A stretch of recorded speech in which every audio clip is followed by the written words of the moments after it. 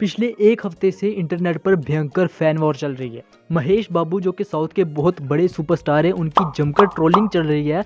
और प्रशांत वर्मा, जिसे कल तक कोई जानता भी नहीं था, आज उसकी बढ़ कर तारीफ हो रही है। Those who don't know context बता देता हूँ। हर साल साउथ में पोंगल यानी कि संक्रांति के त्यौहार पर एक बड़ा क्लैश होता है। 4-5 मूवीज एक साथ क्लैश करती हैं और जीतने वाले को पोंगल विनर का टैग दिया जाता है। पर अगर कोई सुपरस्टार लाइक महेश बाबू अपनी मूवी उस दिन रिलीज कर देता है ना, तो कंपटीशन वहीं पे खत्म हो जाता है, क्योंकि बाकी सब मूवीज के लाइफ टाइम कलेक्शन मिला के भी उतने नहीं होते जितने इस सुपरस्टार की मूवी फर्स्ट वीकेंड में दे देती है। बट इस बार कुछ अलग हुआ। संक्रांति 2024, ये डेट याद रखना, क्योंकि इस डेट पे वो हुआ है जो टॉलीवुड बॉक्स ऑफिस की हिस्ट्री पे कभी नहीं हुआ। महेश बाबू का फैन बेस आंध्रा और तेलंगाना वाले रीजन में प्रभास और अल्लू अर्जुन से भी ज्यादा है।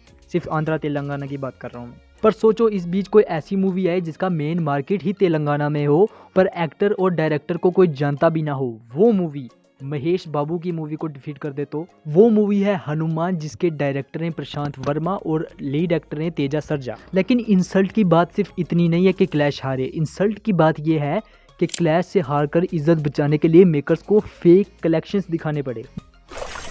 मैं तो कुछ और ही समझ रहा था। बात करेंगे उस बारे में भी आगे, पर पहले मैं तुम्हें बता देता हूँ इन मूवीज का वर्ल्ड वाइड कलेक्शन कितना हुआ अकॉर्डिंग टू ट्रेड, वो भी फर्स्ट वीक का। शुरुआत करेंगे महेश बाबू की मूवी गुंटूर कारम से, जिसे हम आगे जीके कह के बोलेंगे तो कंफ्यूज मत होना, जिसने first day 72 crore world wide किए और 41 crore India net. Second day पे 20 करोड़ वर्ल्ड वाइड और 11 करोड़ इंडिया नेट। देखो कैसे कितना बड़ा ड्रॉप लिया है इसने, 72 करोड़ से सीधा 20 करोड़। फर्स्ट वीकेंड का इस मूवी का वर्ल्ड वाइड कलेक्शन हुआ है 114 करोड़ रुपए, जिसके हिसाब से ये मूवी अपना बजट भी रिकवर नहीं कर पाएगी, क्योंकि साउथ मूवीज का 50 से 60% का box office collection first weekend में ही हो जाता है। अब कुछ लोग महेश बाबू को थलापति विजय से कंपेयर करते हैं, उनका स्टारडम दोनों का बराबर मानते हैं। कुछ लोग तो महेश बाबू को तेलंगाना का विजय थलापति भी बोलते हैं। बट मैं तुम्हें बता दूं, KGF चैप्टर 2 जो कि अब तक की इंडिया की हिस्ट्री की सबसे हाइप वाली मूवी थी, थालापति विजय ने उसके साथ अपनी बीस्ट मूवी को क्लैश करवाया था और 250 करोड़ वर्ल्ड वाइड किए थे और एक हिट का टैग भी दिलाया था। तो फिर सोचो, कहाँ राजा भोज और कहाँ गंगू तेली।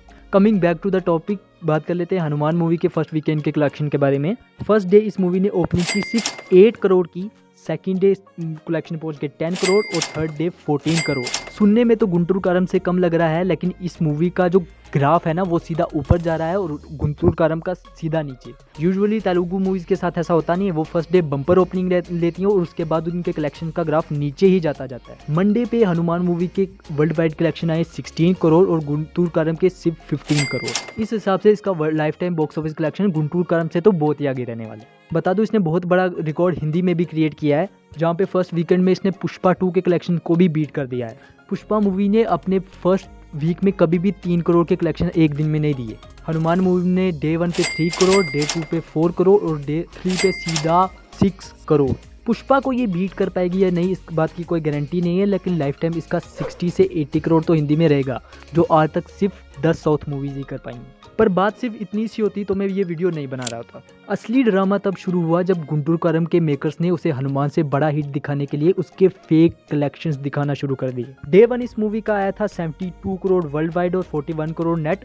मेकर्स के अकॉर्डिंग 94 करोड़ वर्ल्ड वाइड और 51 करोड़ नेट। इसी के साथ वर्ल्ड वाइड इस मूवी का जो फर्स्ट वीकेंड का था 114 करोड़। मेकर्स 164 का कलेक्शन देके सेलिब्रेट कर रहे हैं। सलार मूवी, जिसके प्रोड्यूसर फिगर्स ऑफिशियल कलेक्शन से एकदम मैच करते थे, लोगों ने उसे भी ट्रोल किया था फेक कलेक्शंस बोलकर, तो इसे कैसे छोड़ने वाले थे। इवन दो सलार ने 2023 की सबसे बड़ी ओपनिंग दी थी और इतना बड़ा क्लैश भी जीता था, वो भी इतने बड़े मार्जिन से, फिर भी लोगों ने उसे ट्रोल किया क्योंकि लोगों के उसके कलेक्शंस अनरियलिस्टिक लगते थे। तो फिर सोचो, इसे कैसे छोड़ देते। इसके तो प्रोड्यूसर फिगर्स और ऑफिशियल कलेक्शन में भी इतना बड़ा मार्जिन है। एज ए रिजल्ट इनके मेकर्स की भी ट्रोलिंग शुरू हो गई। अब इन्हें चाहिए था कि ये ट्रोलिंग को इग्नोर करते और शांत होकर अपने नए प्रोजेक्ट्स पर फोकस करते, लेकिन नहीं, मेकर्स ने नई चाल चल दी और उनकी तरफ से ये क्लेम आया कि उनकी मूवी की लिटरली नेगेटिव PR चल रही है। साले साउथ के एल्विश यादव। देखो भाई, गुंटूर कारम के 50 से भी ज्यादा रिव्यूज मैंने देखे हैं और किसी ने भी इसके मूवी के बारे में पॉजिटिव बातें नहीं की। तुम्हें जो मानना है मानो, मैं इससे ज्यादा कुछ नहीं बोलने वाला हूँ, क्योंकि वैसे भी महेश बाबू के फैन मुझसे बहुत ज्यादा ट्रिगर हो गए होंगे। मुझे महेश बाबू के फैन से अपनी माँ बहन नहीं करवानी,